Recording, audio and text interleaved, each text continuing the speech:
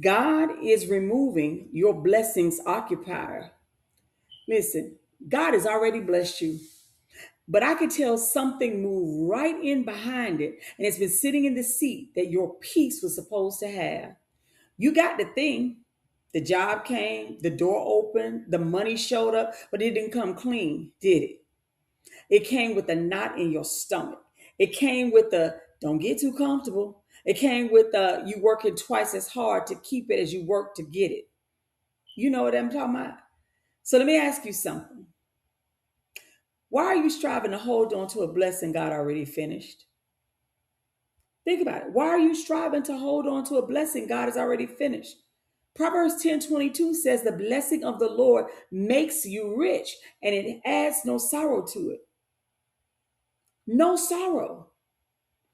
The blessing came clean.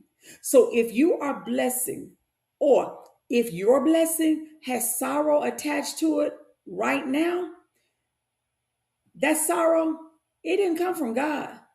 Somebody else moved in. And I know who. That word sorrow in the Hebrew is Etsev.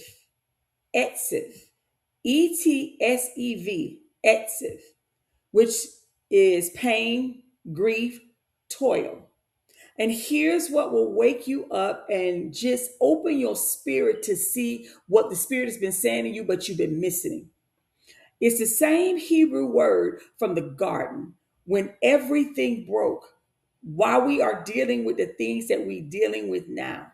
See, when God told Eve her sorrow would multiply, when he told Adam he'd work the ground in sweat and pain the rest of his life, Etsev, that's the curse. That's the original occupier, striving, the grind that says nothing is ever finished. You have to earn it, keep it, prove you deserve it. So when God blesses you and says no sorrow added, God is telling you, I'm not the one making you strive for my blessing. I'm not. The striving moved in on its own, but you allow it to move in. That's why you can have the answered prayer and still feel like something's wrong. The blessing is from God, but the occupier, the anxiety, the overworking, the guilt that you don't even deserve it, that's a squatter. You know what squatters are, right? People find empty, abandoned homes and they go live in them, right? Well, that's what the occupier is trying to do to you. It's trying to come in on that blessing that God is trying to place in your life and take space. It's living in a house it never paid for. It didn't pay to live in your house, but somehow it's wiggling its way in. You've been feeding it, calling it responsibility, calling it just being careful. But God is looking at it like, who let that in there? Why is that? The kind of like what he was asking Adam and Eve. Who told you that? So here is what I want you to change today, and here's what I want you to focus on today. You don't fight the occupier. You don't outwork it. You don't outworry it. That's just feeding it more Etsev. You evict it. You put it out. Eviction is a decision. It's not war. It's not war. Three things today. Three things I want you to meditate on and I want you to think about. And I really want you to be a doer of the word. Don't just hear this. Do it because God is saying to you, the blessing of the Lord maketh you rich and it add no toil and no sorrow. God got rid of that. One, name it. Name it. Say it out loud. The thing that's been sitting on your blessing. What is it? The thing occupying your peace is the fear it'll be taken. You can't evict what you won't name. You can't. Second, hand God the lease. Pray it plain. God, this is yours. You blessed it. You keep it. I'm not the landlord here. You are. Every time the striving creeps back up in your life, you need to say it over and over again. God, this is yours. You blessed it. You keep it. I'm not the landlord here. Okay? 3, do one thing. Do one thing only a person at rest would ever do. Take the day, the rest of the day and the night, take it off. Sit in the blessing without bracing for it to break. Rest is how you prove the occupier is gone, because the occupier could never let you rest because you were striving to maintain God's blessing when you didn't have to. The blessing on your life from the Lord, it makes you rich and add no sorrow. If you don't understand that, pray and ask the Holy Spirit to reveal it to you. Because here's what I really came to tell you today: the blessing was never the problem.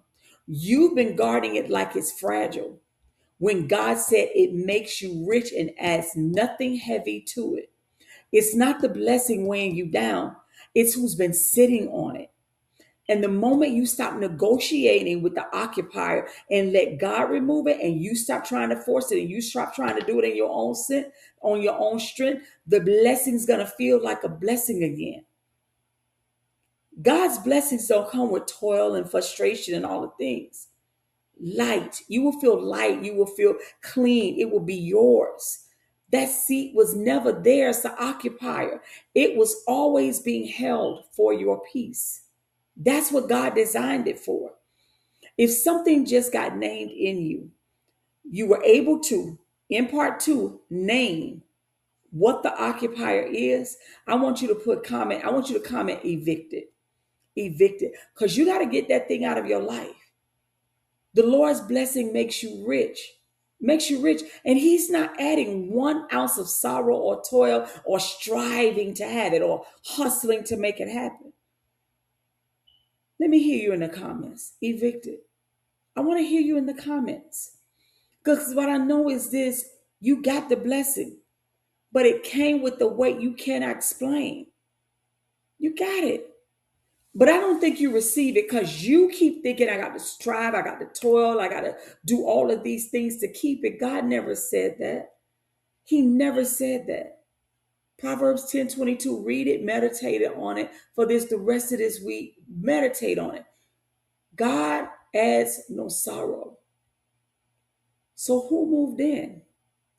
What occupier did you allow to come in that told you you had to toil in order to keep the blessing that God was giving you? Who? Who?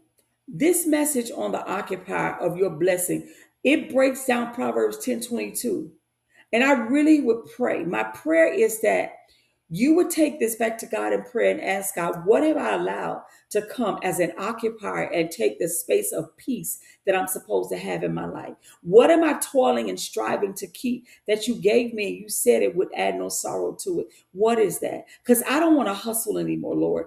I want to walk in your blessings. I want to live in your blessings. I want to occupy that space of peace that the occupier, let me evict that thing. Help me to evict it because I can't do it on my own. I've been striving so long to try to pay my bills, to try to get ahead, to try to have the abundant life that Jesus died for me to have. But yet I keep striving, trying to do everything in my own strength. And I know that's not your will.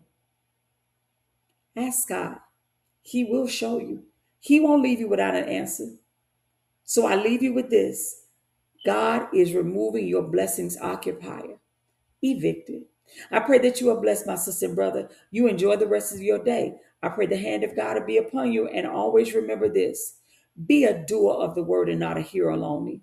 May the Lord bless you and keep you. May the Lord make his face to shine upon you. May the Lord lift up his countenance upon you and give you peace. Be blessed, my sister and brother. Shalom.